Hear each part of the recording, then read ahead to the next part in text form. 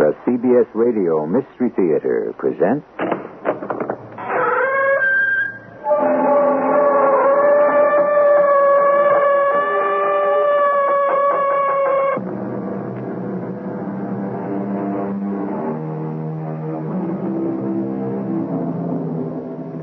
Come in. Welcome. I'm E.G. Marshall. Lovers and madmen have such seething brains, such shaping fantasies that apprehend more than cool reason ever comprehends. So spoke the master of the English language, William Shakespeare. People in love do many strange things, but none so strange as the mystery of love itself. A passion that can be neither defined nor analyzed, weighed nor measured. Love's causes can never be known, only its consequences. It is a force so powerful it can move mountains or make time stand still. Alice, I'm so desperately happy. Oh, Edgar, why do you say desperately? Well, I don't know. Because I'm afraid, I guess. Darling, surely you don't doubt my love. Well, I'm trying not to, believe me, but it's all so perfect now. Can it really stay this way forever?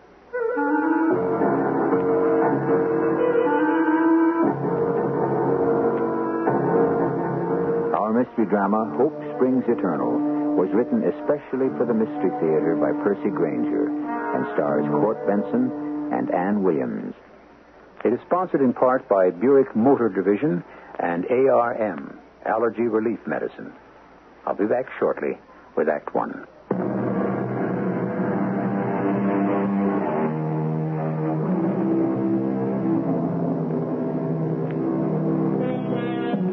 Moderation in all things, counseled the wise Aristotle. Certainly grief and pain in the extreme are to be avoided at all costs. But what of happiness? If asked, we would probably say that nothing could be better than perfect bliss. Yet why, then, do we so often cripple our own best hopes with doubts or jealousy and realize what we have done only when it's too late? This is a story of love, and it begins, of all places, in the dusty archives of a small New England fishing village. My name is Alistair Hodge. I'm a professor of history with a special interest in folklore, which is to say the legends and superstitions of ordinary people, which is to say people like you and me.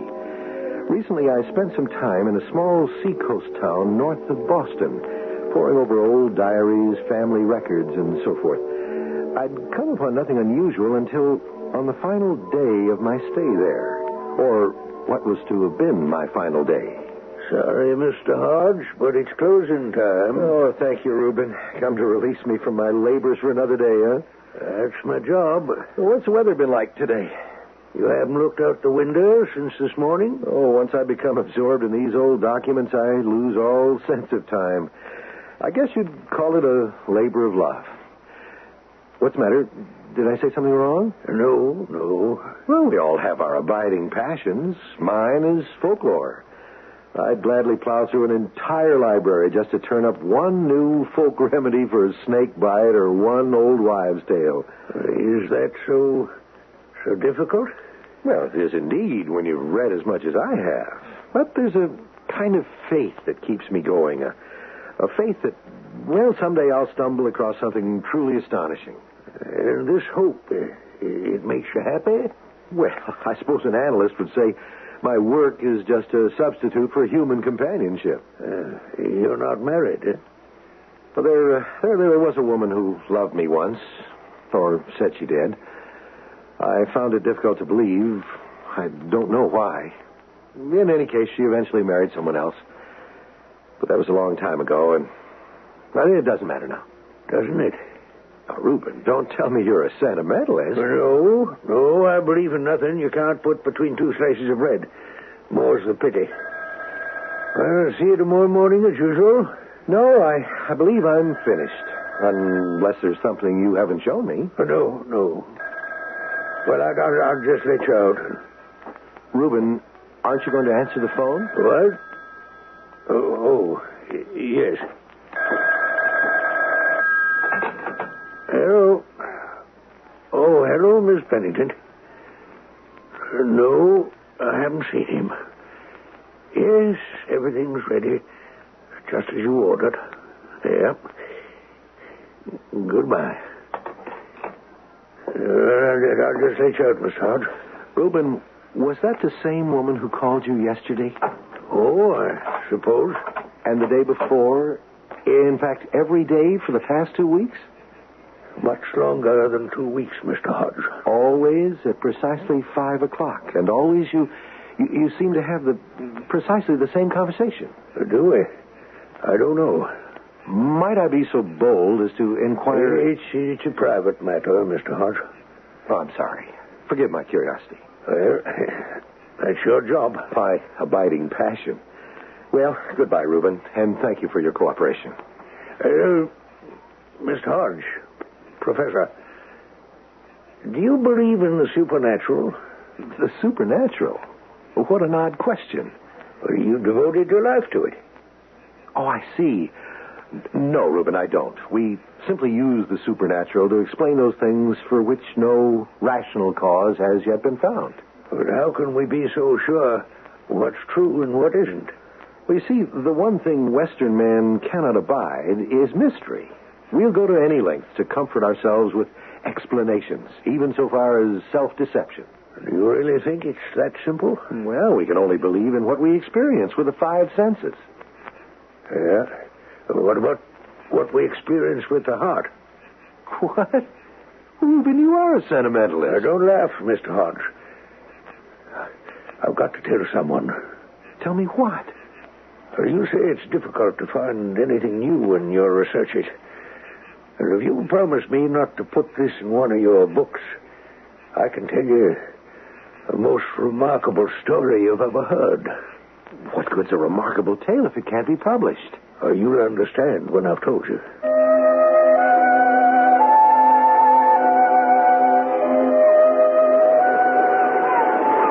Good morning, Reuben. Morning, Mr. Hodge. Well, I can certainly see what the weather's like today. I think there's going to be a storm. Yeah, just like that day so many years ago when it all began. Oh, yes, the story. But why did you insist we meet here on the beach? Surely you didn't think I'd have a tape recorder in my pocket, did you? I wanted you to see the house. You mean that mansion over there beyond the dunes? Yeah, it was built in 1692. Looks deserted. The last people to live there were the Penningtons, Edgar and Alice Pennington. They were a young couple, wealthy, from Boston.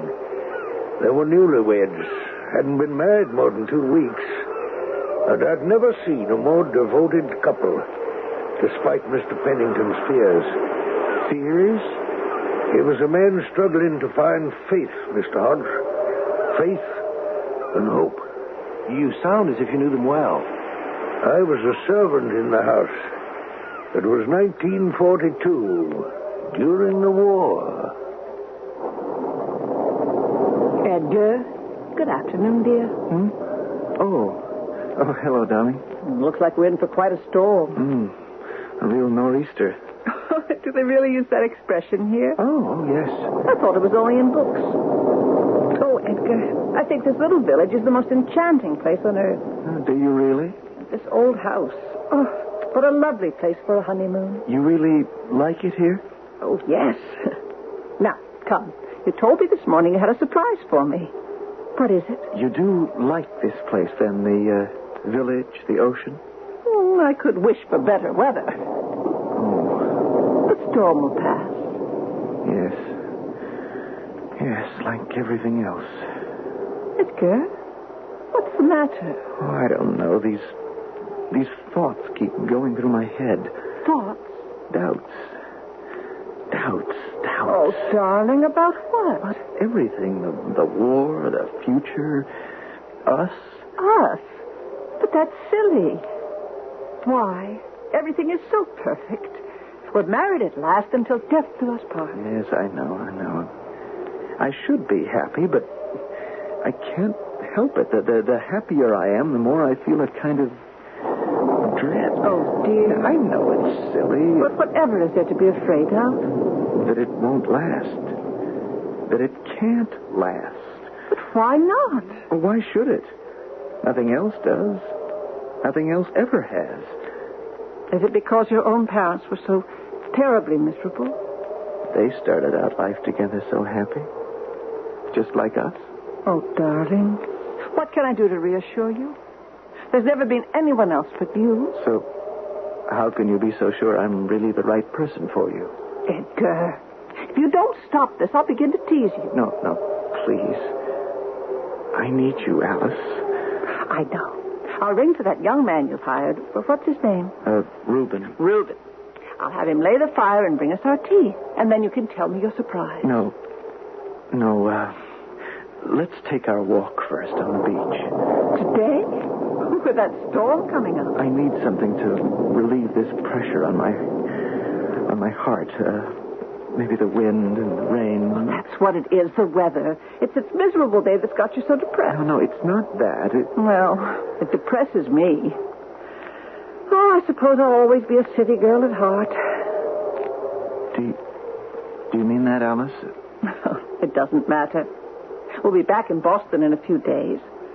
But come, tell me your surprise. Well, I bought this house. Bought it? Yes, you were so ecstatic when we arrived. I thought you liked it. Oh yes, I do. I mean, it is quaint in a rather overwhelming kind of way. So old. You see? It's beginning already. The disintegration. Oh, darling, now don't be silly. I'm sure I can get used to it. You shouldn't have to get used to anything. But nothing's perfect. Except our love. Oh, Alice, if you really meant that. I do, Edgar. Please, come. We'll go for a walk if that's what you want. Storm or no storm. Oh, I hope you're right, dear. But it's just a mood. But I've had these doubts all my life. Then I'll help you to change. If only you could. But how? By loving you. By having faith in you and teaching you to have faith in me and hope in our wonderful future together. Oh, my darling. I'm so happy. I must get out. Away from this house.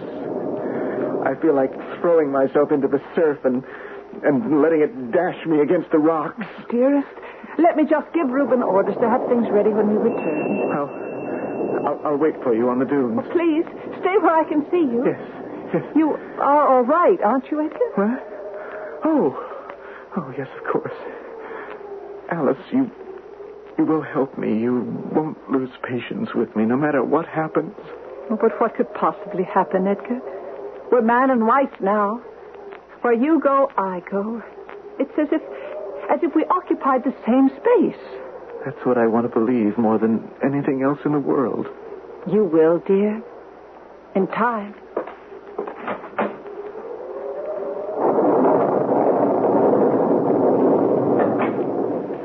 You rang, ma'am? Oh, Reuben, yes. Well, what did you want, ma'am? What? Oh, would you see that the fire is lit and the tea service is ready for us when we return? It's a bad day for a walk. I know, but Edgar, Mr. Pennington isn't feeling well. He thought the store might distract him. He's just nervous. Newlyweds always are. Look at him, standing there on the dunes, outlined against that terrible sky. Oh, there's a torment in his soul as fierce as those clouds. Sometimes I feel like I don't know him at all. If only I could be certain he really loved me. I think he does, ma'am. Do you?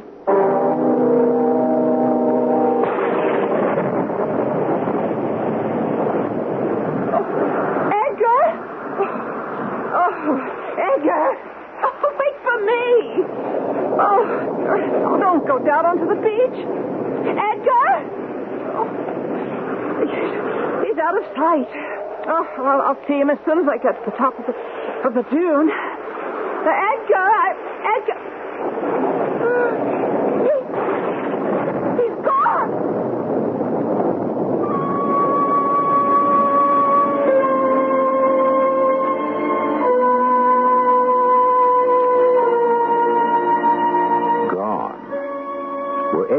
doubts fatal after all, in spite of Alice's reassurances? The poet says the course of true love never did run smooth. But how true can a love be that gives up so easily? Well, we mustn't get ahead of ourselves. I shall return shortly with Act Two.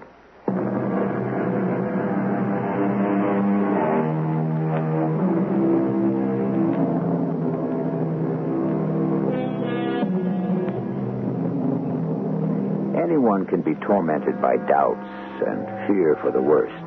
Often it is only by a kind of blind faith that we keep going at all. And when the situation's darkest, that's when this faith comes in most handy. That's exactly how it happened, Constable. When I reached the crest of the dune, Edgar had vanished. Oh, men don't just vanish into thin air, Mrs. Pennington.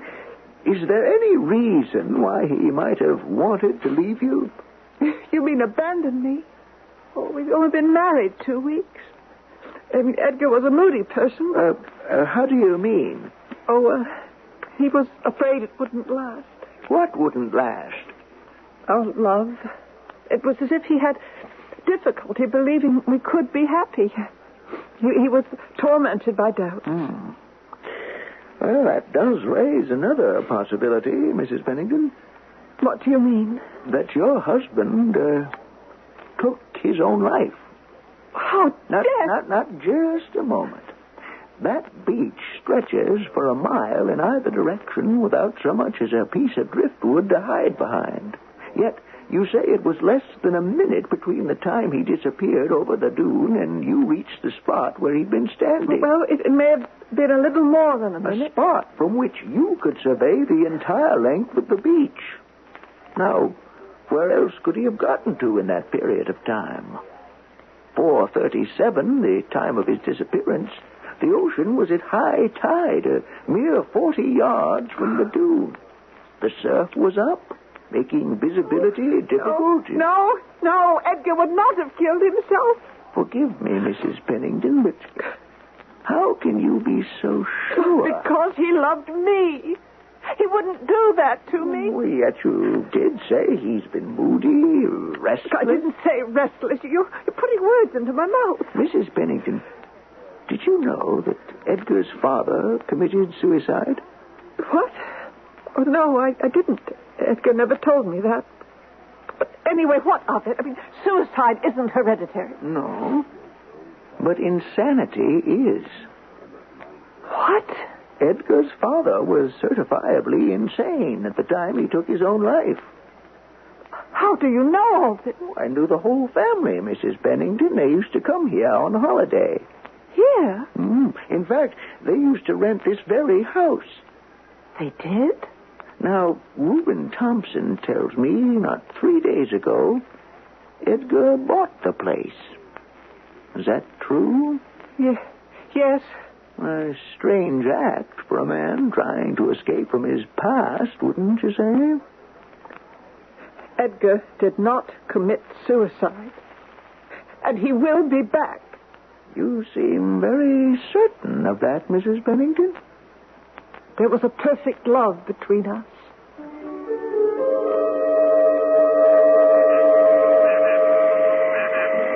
Was her faith justified? Did Edgar turn up? Not in those next few days, no. I stayed with her. That is, someone had to, you understand. She was beside herself with grief. A few people had died in the storm. Their bodies washed ashore here and there. I went to see them all, but none of them was Edgar. Well, of course, some bodies are never found. Some bodies, that's true. Things went from bad to worse. Mrs. Pennington's hysteria ebbed, and she began to slip into a kind of indifference. But she refused to let me call a doctor. She didn't want others interfering. She insisted this was something between her and Edgar. I don't know what would have happened if she hadn't received a visit from that man. What man? Mrs. Pennington? Yes. I'm Captain Reynard. I'm with United States Intelligence Operations. Yes? Constable Jonathan Barnes reported your husband's disappearance to us. He had no right to do that. This is wartime, ma'am. Something like this cannot go uninvestigated. Something like what? May I come in? Oh, yes, I'm sorry. Oh, please have a seat, Captain. You seem remarkably composed. I'm very tired. One does need to take a rest, even from one's grief. But, do you have some news for me? I have some questions I'd like to ask you. Oh, well, by all means. Are you aware that there are German U-boats patrolling the waters off our coast? I know it's not very patriotic of me, Captain, but... But what? I've been so distraught by my own private grief that I've quite lost interest in the war. I really don't care who wins. Oh? Did your husband share your sentiments? Edgar was intensely patriotic. It bothered him immensely that he wasn't fit for active duty. Not active duty, perhaps. Because of a bad leg. He'd taken a fall from a polo pony. What do you mean? Mean? You said not active duty. How much did you know about your husband's work? Oh, I have no head for business, Captain Raynard. Did you know he was working for civil defense? Yes, but that was only part-time. And did you know that he had clearance, top security clearance? No. Well, of course, he never talked about it. He was very scrupulous, very patriotic. I told you. Patriotic, yes, but to which side? What? We've run a rather thorough check on your husband, Mrs. Pennington, and there is strong evidence which suggests he may have been a German agent. A German agent? Oh, that's impossible. Just how well did you know your husband, Mrs. Pennington? What do you mean? Well, you'd only been married for 2 weeks at the time of his disappearance, and you'd met him only 3 months before that. It was love at first sight. Hardly a sound, factual basis for a marriage. Constable Barnes said you told him your husband had been moody. That had only to do with us. He worried about the future. I'm sure he did. Our future. More than anything else, I was determined to persuade him that he didn't have to worry anymore. He was going to be happy. We were both going to be happy. And I know I would have succeeded. I'm sure you would have, Mrs. Pennington. Did you know that on the evening of his disappearance, our sonar detected a U-boat less than a mile off this very beach? What?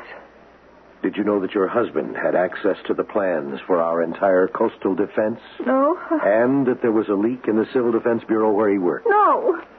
No, I didn't know any of those things, Captain Raynard. I only knew that Edgar loved me and that he was trying desperately to trust in his life. Please, Mrs. Pennington. I'm sorry. I see I was wrong. But perhaps it does set your mind at rest to know that there is a possible explanation for his disappearance. Well, Edgar has not disappeared. What did you say? I mean, he isn't gone. I can feel him here with me right now as if he were in the room at this very moment, trying to speak to me, and I can't hear him. I'm sorry I disturbed you, Mrs. Pennington. If you'll excuse me, I should leave. Yes, it's nearly 5. Time to lay the fire and prepare our afternoon tea. Reuben. Ma'am? Please show this gentleman to the door. Still, Mrs. Pennington, it should be some comfort to realize that when the war is over, your husband might return or send for you. How little that man knows about love. Oh, Reuben. Dear Reuben, I don't know what to think anymore. Sometimes I feel as if I never really knew Edgar at all. Everyone is trying to take him away from me. Well, I won't let them. I won't let them do that. Reuben, you may bring us our tea. And did Edgar return after the war? Would I be going now to lay the fire and set out the tea if he had? You mean that for all these years... Every day. And every evening? She telephones to see if he's returned. I've heard about the power of love, but never anything like this. Not love, Mr. Hodge. Hope. Mrs. Pennington? Yes, Reuben. It's time for dinner now. Aren't you going to come down? Just a few more minutes. Well, it's gotten dark. I can still see. You've spent every waking hour up here on the Widow's Walk for the last 6 months. Surely if Mr. Pennington were going to return... He will return, Reuben. I've told you that. It's not summer anymore. Looking at that sky, I'd say we're just about due for the first storm of winter. Nevertheless, I'll keep my vigil here just as the wives of the fishermen used to watch for their men at sea.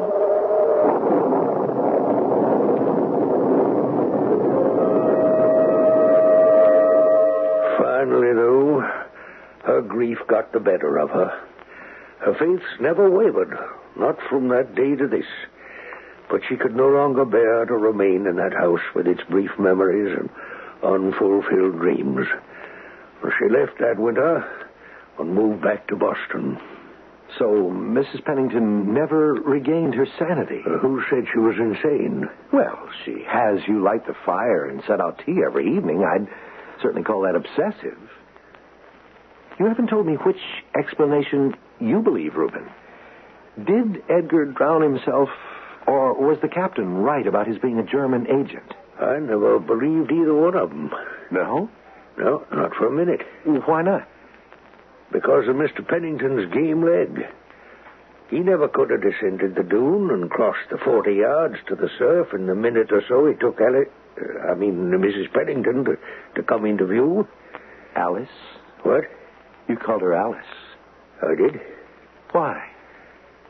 Well, I guess I was a little in love with her myself then. Reuben... I know what you're thinking, Mr. Hodge. That I had something to do with his disappearance.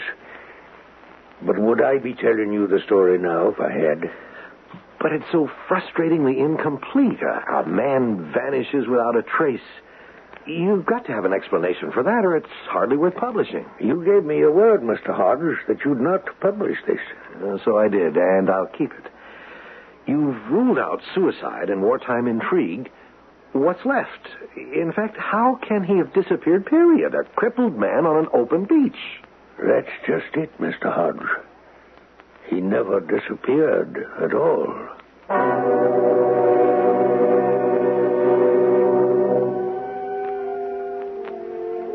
There's a little of the madman and a little of the lover in each of us, goes an old Spanish proverb. Which of these ingredients is it that has motivated Alice Pennington's vigil for 35 years? Perhaps it's a mixture of both. Or perhaps there is really no distinction. We'll find out, we hope, when I return with our final act.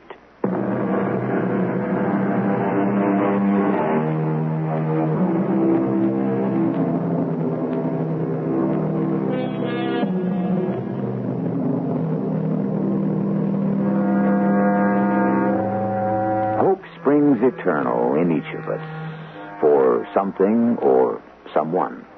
Sometimes we'll even deceive ourselves, so great is our longing. But is it really deception? To paraphrase a poet, there is nothing possible or impossible, but desire makes it so. You say Edgar Pennington never disappeared at all? He was right here, all the time. Where? Here. But I don't understand. Why did he vanish or whatever? And why did he never make himself known? Well, as to why it happened, I'm not sure. As to why he didn't make himself known, well, I think he has. Reuben, just what did happen? Well, about 3 weeks ago, just a week before you arrived, as a matter of fact, I was repairing the attic roof of the house there against the winter. I was tearing out some old shingles right under the eaves when I discovered a book. A book?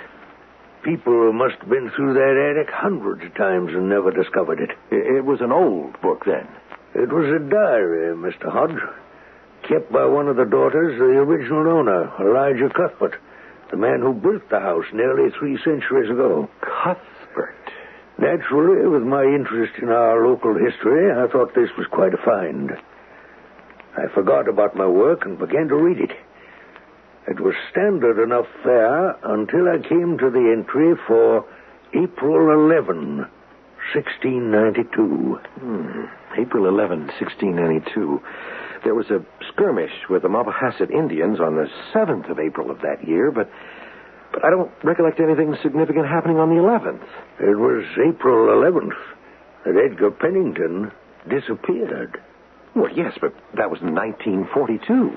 On that day, the diary records the appearance of a strange man at the house just about 5 o'clock in the evening. The time. He seemed confused by his surroundings and appeared to have no memory of recent events of that time. But this is impossible. Fortunately, Prudence, that's the girl who kept the diary, was very observant. She described the stranger's dress in detail. Pants made out of sailcloth and a thin jacket of shiny, unnatural material never before seen in those parts. In other words, Mr. Hodge, khakis and a windbreaker. And was that exactly what Edgar Pennington had been wearing when he vanished? You're trying to tell me that somehow Edgar Pennington was transported back through time to the year 1692? But that's science fiction. I'm telling you what I found. It's a free country. You can draw your own conclusions.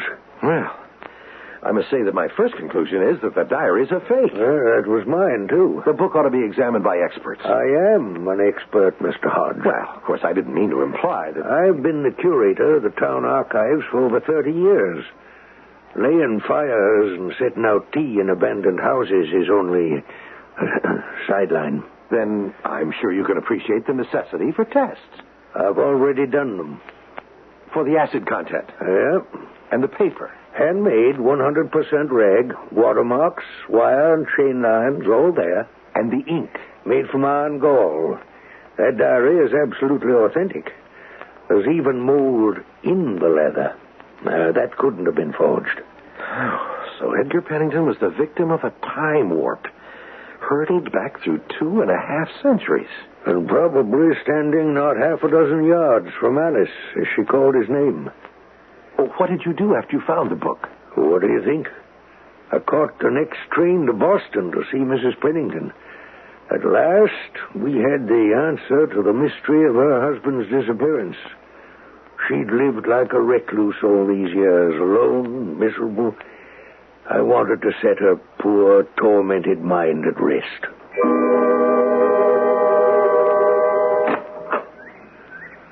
Yes? Mrs. Pennington? Yes? Who are you? It's me, Reuben Thompson. Reuben! Well, forgive me for not recognizing you. That's okay. I'd have only known you by the name on the door. Still as blunt as ever. Well, it has been a long time. But please come in. Yep. Oh, how surprising. We've talked every evening on the phone for 35 years, and only now does it strike me that in all that time we've never seen each other. Not since the day I left. Yep. 35 years.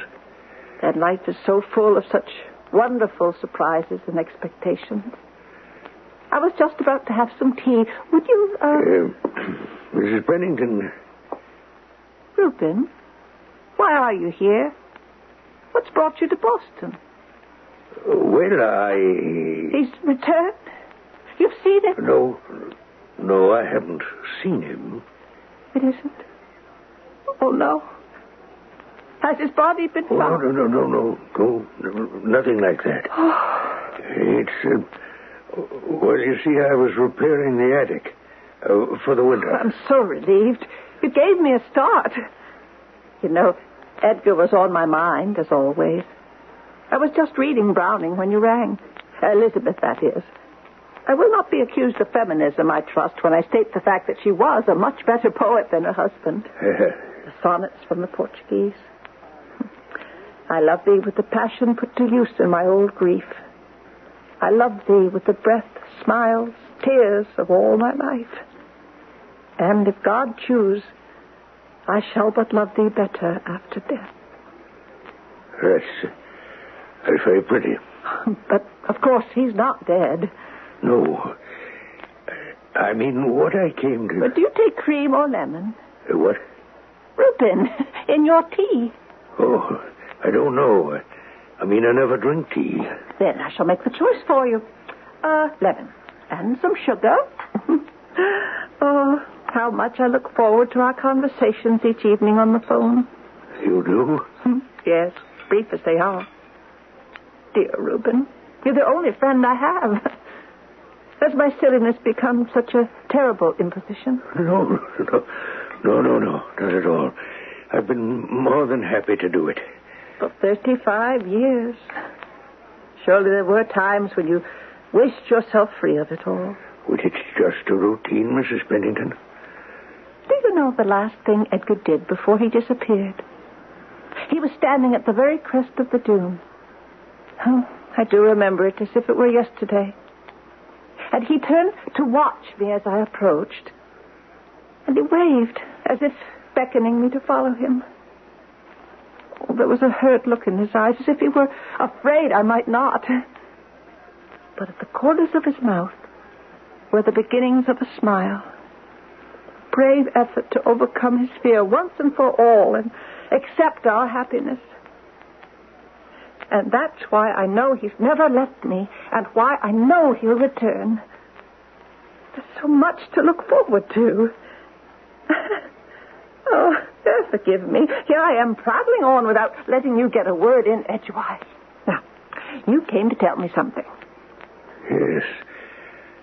Yes, I did. Well, then, what is it? Oh, there's nothing wrong with the house, I hope. Well, I was up in the attic, you see. Yes, working on the roof, you told me. And I found that it's going to require about $50 to repair it. Is that all? Oh, but you could have written me for the money. You sure there's not something else? You seem upset. No. Thank you for the tea. What's that you've got there? What? Oh, that book. Oh, it's just something I picked up in town. An old diary of sorts. Something to read on the train home. Oh, and I thought maybe you'd brought me a present. Well, Reuben, dear Reuben, goodbye. Bye. Reuben, I really am quite mad, you know.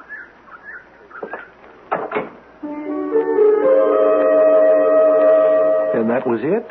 You left without telling her? Well, it wasn't up to me to destroy her hope.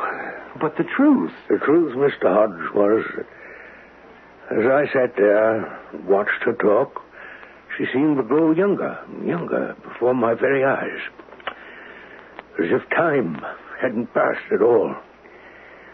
And if time can stand still for 35 years, why not for 3 centuries? Are you sure that was the only reason? What do you mean? Well, the phone calls. Well, who knows why we do what we do. Anyway, you see now why the story must not be published. Of course. At least not in Mrs. Pennington's lifetime. But you haven't finished. Finished? The story, the stranger in the diary, Edgar Pennington or whoever he was. Whatever became of him? Does the diary say? Well, the Cuthbert family took him in and tried to make him feel as much at home in those familiar, strange surroundings as possible. He remained there for the entire summer. But they saw very little of him, for he spent all his waking hours on the widow's walk. Like Alice Pennington. Always preoccupied, as if waiting for something or someone. The diary records a deep sorrow, as if he were suffering an unbearable loss. The cruel betrayal of fate. Like the betrayals he'd endured all his life. Or a fulfillment. For they were together in a way. And then? One day, he quite abruptly announced his departure for Boston. When the family pressed him for an explanation, he'd say only that the person he was waiting for was no longer there. He left, and they never saw him again, nor even heard further word of him. And that's the end of the story? I don't think so. You see, the date of the entry, which records his departure, was November the 9th.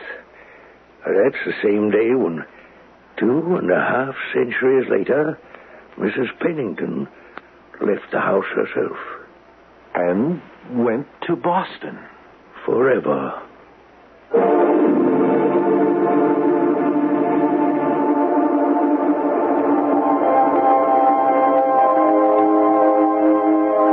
A cruel trick of fate or a fulfillment.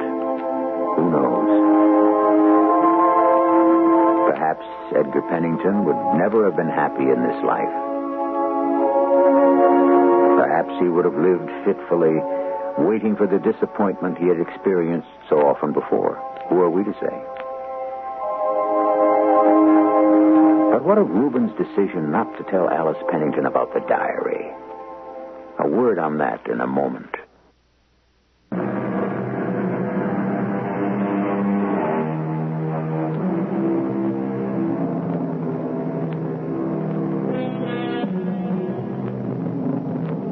Was Reuben's act of concealment selfless or selfish? He certainly loved Alice Pennington and would wish for her happiness. But what about his own happiness in the expectation of her phone calls each evening?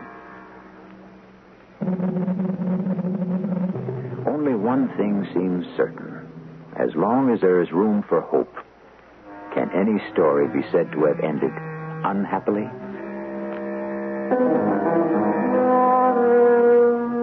A final thought on time travel. Is it really only science fiction? I don't know, but I can say this. Compared to the complexities of human motivation, is the idea of time travel really so astonishing? Our cast included Court Benson, Ann Williams, Robert Maxwell, and Russell Horton. The entire production was under the direction of Himan Brown. And now, a preview of our next tale. Hurry up with the money. Yes, sir. I'm trying to get it all in the bag, but my hands are shaking. What's that? What? The police. I didn't do anything. I swear I didn't do anything. All right, come on from behind that counter. Walk out. Come on, move. But don't shoot, please. Don't shoot. Let the stick out. Everybody, shut up.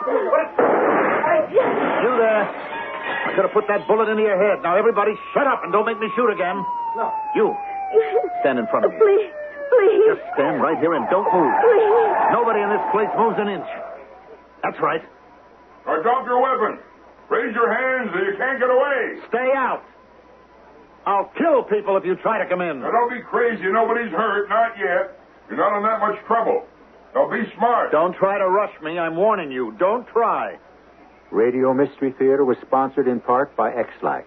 This is E.G. Marshall inviting you to return to our Mystery Theater for another adventure in the macabre.